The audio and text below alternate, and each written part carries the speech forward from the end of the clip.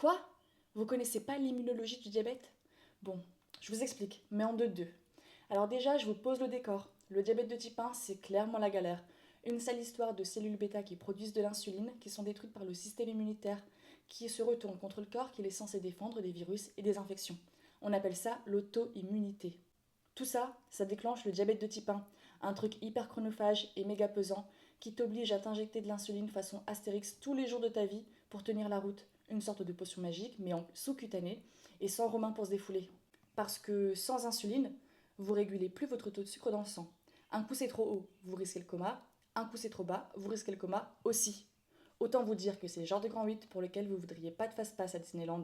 Et du coup, ça peut devenir super chaud pour un paquet d'organes importants comme le cœur, les reins, les yeux. Et alors, il faut pas tenir comme ça toute la compétition, parce que ça peut rendre les phases finales plutôt douloureuses et ça peut même sentir l'élimination prématurée. Le genre de compète que vous rejouerez pas dans 4 ans comme Kylian Mbappé. Je vous raconte pas le bazar pour essayer de rétablir la situation. Et pour l'instant, les personnes qui ont un diabète de type 1, elles sont plutôt dans la passe niveau guérison. D'autant plus que le problème, il a à double face comme les 45 tours de France-Galles. Il faut d'un côté préserver les cellules bêta qui restent, et de l'autre, essayer de calmer le système immunitaire qui s'emballe tout seul.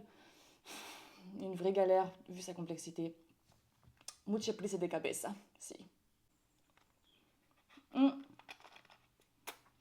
Alors, on appelle qui à la rescousse? Eh bien la cannelle, toujours dans les bons coups, les pistes d'internet qui soignent tous les maux. Mais non, on appelle les immunologistes du diabète, qui sont les seuls à pouvoir calmer le système immunitaire qui s'emballe.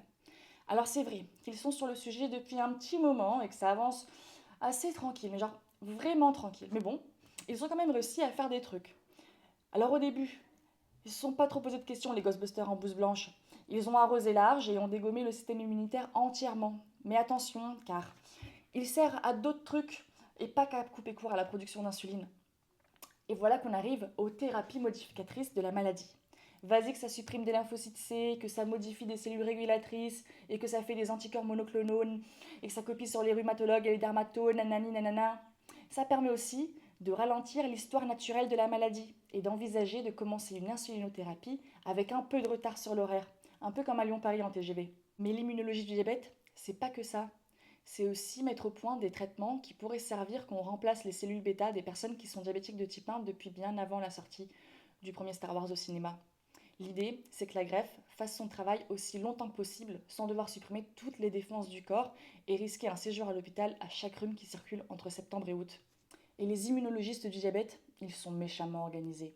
Chaque année, la grande messe, c'est le congrès de l'IDS, l'Immunology of Diabetes Society, où tout le monde vient présenter comment ses recherches avancent et comment on pourrait sortir du diabète de type 1 en modulant l'auto-immunité. Et pour suivre le congrès de l'IDS, il n'y a pas 50 solutions.